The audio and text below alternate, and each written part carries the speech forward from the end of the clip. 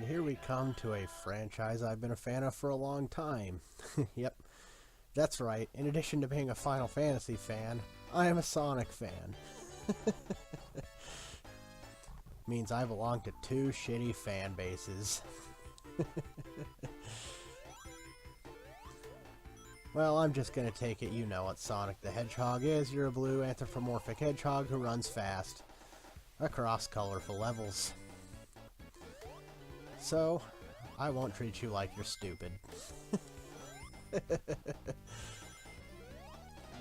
Now, one thing anybody who is good at this game is probably going to notice is I'm playing a lot slower than most people who play this game for the internet do. I do prefer methodology to speed whenever I can get away with it. This game is awesome because it allows me to practice methodology with speed. So, that's just my preference. The result is, this game takes me about 12 minutes longer than normal. Special stages. Okay, quick rundown. The screen is rotating while you fall towards the bottom. You can hit left and right to control your direction, and you can jump. That's the first one, it's easy. For the first part, don't even touch your controller, just let the level move you, and once you get to the end with those little crystal barricades, then you start doing stuff. But this game, the first one, because a lot of people might know that Sonic has 7 Chaos Emeralds in it that wasn't returned into Super Sonic. Well, the first game has only 6 Chaos Emeralds. They would add the 7th in Sonic 2. To explain why he can just go Super Sonic all of a sudden, you know? In the first game there were 6, he couldn't go Super then. They wanted to add something to explain that, I guess. But we'll talk about that when we get there, because I'm playing Sonic 1 right now to get it out of the way so that I could talk over a much better game like Sonic 2. Simple as that. This game's fun. It's alright. I didn't like it as much when I was a kid. But having grown up, I can appreciate this game a lot more than I did when I was a kid. You know, Sonic 2 was the first game I played in the Sonic franchise. And I wouldn't play this game until after Sonic 3 was out. And this game is really archaic when compared to its predecessors. So I never liked it as a kid. You know, it doesn't flow as well as the next two do. But as an adult, I actually like this game a decent bit. Now, I hate these special stages. They're annoying, and I wasn't sure if I was going to be able to do them or not. You'll have to find out if I can do them or not. You know, I wasn't gonna... I was willing to get the bad ending if I did. Or get the good ending if I did. But you don't have very many chances to do these. Because you have 2 chances in each of the zones. And there's 3 levels per zone. And I got the second one. Yay. And there are only 6 levels. But you can only, or there's only 6 zones. But you can only get Chaos Emeralds in the first 5, I believe. I don't know if you can get them in the final zone or not. Meaning you have 10 chances to get 6 Emeralds. And those special stages can get annoying.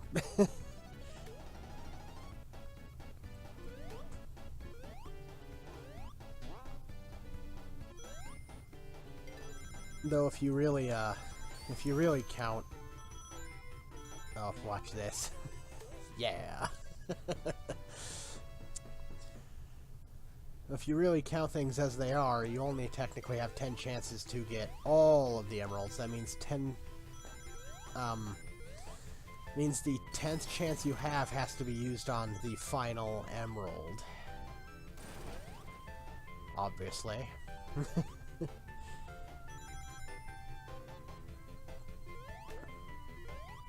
And I'm talking over Green Hill Zone. Get used to it, there's one in every damn Sonic game. And here we have him, one of my favorite villains out of all fiction. Dr. Robotnik. Or Eggman as he is known in Japan, and in the later games. He is a villain I can respect, because he doesn't sit behind a desk giving orders.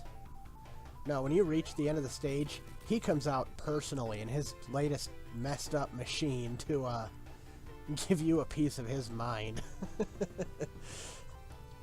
You know, and his whole goal is, he's just running around gathering what we know to be sentient animals against their will, and putting them in his robots to power them. Meaning he's enslaving them, bending them to his will, but he's also altering their minds so that they like it. It's really messed up if you actually stop to think about it. You're taking away their freedom and their individuality and their free will, and oh, I love him. And he's a giant fat guy with a great mustache. He's so good. But we're Sonic, the chaotic good force of speed who's here to stop him. Though I like to think of Sonic as the type of asshole who's just here to mess with him. He's not really being a good guy to be a good guy, he just likes messing with Dr. Robotnik, who happens to be a villain. Because he's a 90s character for sure, is that Sonic. Anyway, we're in Marble Zone now, the most notorious stage in the game, the first game. Because it's really, really slow and tedious, and you know, Sonic was invented to counter Mario. Because Mario was seen as a goody two-shoes and the family-friendly platformer. You know, Mr. Video Game. This is all in an attempt to make a more, you know, 90s type of edgy character who has attitude and, you know, is the friend your parents don't want you to be friends with, even though he's not a bad guy. You know, so they had him go fast. You had to, you know, be good at this game, because this game is a lot faster. It had more momentum behind the character. And the second level of his first game is a Mario level.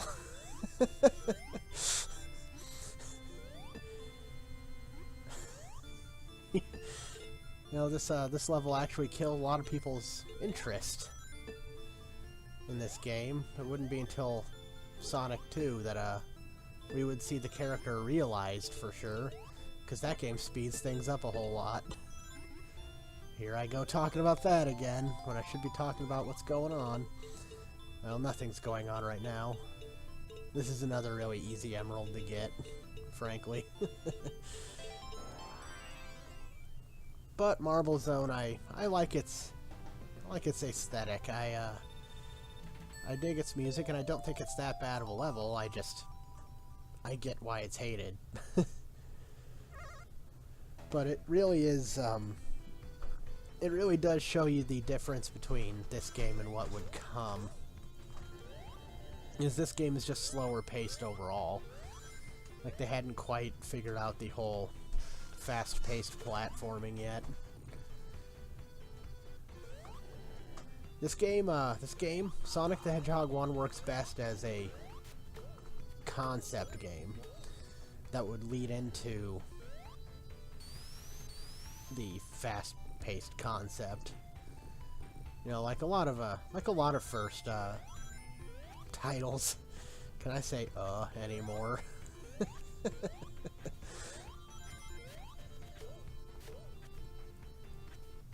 You know, this was a thing in the 90s and in the 80s, you know, the Nintendo days as well, where you would have the first game and it wouldn't be as good as later games to come. Well, no, that was more started in the 90s, because the 80s had a weird thing with sequels that I'll explain later after this rant. But in the 90s, you would have this thing where you would have the first title of a given franchise, and it's a really good concept, and you know, they made the first game and it wasn't quite what you might have expected it to be, and then they would use the second game to iron out all the kinks, and you would have what you imagined to be the first game should have been. Like Crash Bandicoot is another good example of that, where the first game, you know, it's a good idea, and you can definitely see the promise. They just needed to iron out some of the problems they had making it. Well, it's the same here. So while this isn't a bad game, it's not as fun as what was to come. The 80s thing I was mentioning about with the Nintendo games, where they'd have a video game, and since sequels for video games hadn't really been too much of a thing previously, the sequel would be so radically different that it's polarizing as to whether it's good or not. Take my gripes with Final Fantasy II, for example. They changed so much about that game that it wasn't very fun anymore, in my opinion. Same with Mario 2. Mario 2 is so radically different to Mario 1. If we're talking about the American release of Super Mario 2 and not the Lost Levels, which is the actual Mario 2. So, forget about what I'm saying.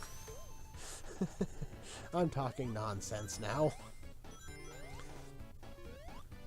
Who am I kidding? When am I never talking nonsense? Now,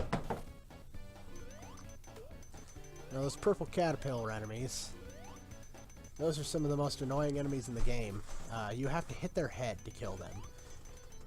And the most efficient way of doing that is to make a very precise jump onto it, not rolling into it like you would think. Because if you roll into them and you're going at a certain speed, you'll move through the head, and after destroying it, you'll hit the body portion immediately behind it. And you'll take damage even though it was destroyed. So I find it better to just jump on it at a specific angle and roll into it if I feel I'm moving slow enough to do so. Those enemies are called caterkillers, mind you, and that is one of the most badass names just ever. Is there like a low-budget sci-fi horror movie called Caterkillers? Because that seems like something they would do, doesn't it?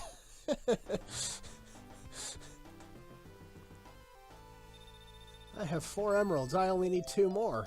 Can I do it? You know, I was nerve-wracked the whole time trying to do those things. Anyway, I don't like special stages, not in Sonic, because I just hate them. There's only one set of special stages I like, and that's from Sonic 3 and Knuckles. The Blue Sphere. Blue Sphere's fun. And these aren't as bad as the ones from Sonic 2. I hate the ones from Sonic 2. And I hate these ones as well. You know, all you get for getting all 6 of them is the good ending. And I'll explain the good ending when we get there.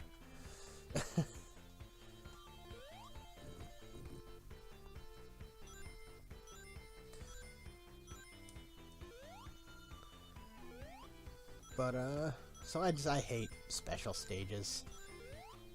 I find them distracting and annoying to do, and they're just not very fun. You know, they break the pace, and I hate that the endings are tied to them. Though it only matters, it only technically really matters in one case. That's in 3 and Knuckles. Okay. Here's a hidden room with an extra life. If you exit the other side, there's another hidden passage that takes you down a massive level shortcut. I'm pointing this out because I am going to skip this and use the normal level. Okay. We'll enter at 1 minute and 38 seconds. So if you're moving at... I'll point out when we get to the end. And you'll see how much time you save taking that save point if you move at my speed at my skill level. It's a massive shortcut. I usually take the shortcut, so if it looks like I'm playing a little more slowly and a little more carefully, that's why. I don't actually play through the normal level a whole lot because it's a massive shortcut. And I just want to get past Marbles at this point because the sequel to this game and the games beyond it will only have 2 acts per zone. Whereas Sonic 1 has 3 acts per zone. And I'm trying to see if I can get that shield, which I don't think I can. 3 acts per zone is a little bit much, especially when they're as long as they are in Sonic the Hedgehog 1 and Sonic 3. But Sonic 3's advantage is it's only 2 acts per zone. So the levels get a little tedious in Sonic 1 because you're in them for so long.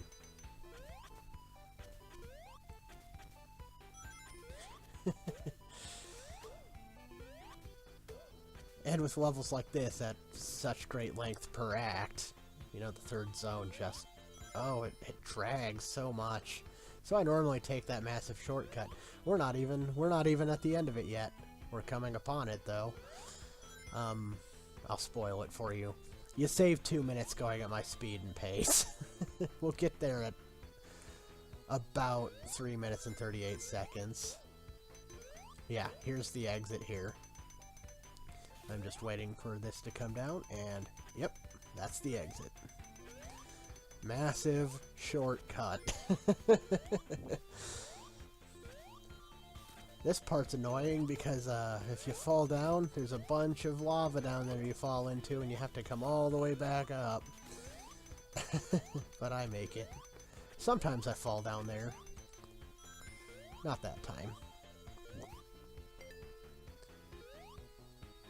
And we see our good Dr. Second device. His normal thing, except he shoots fire out of the bottom. This is one of the easier bosses in this game. The trick is to only hit him twice per pass. If you're having difficulties for some reason, just do that.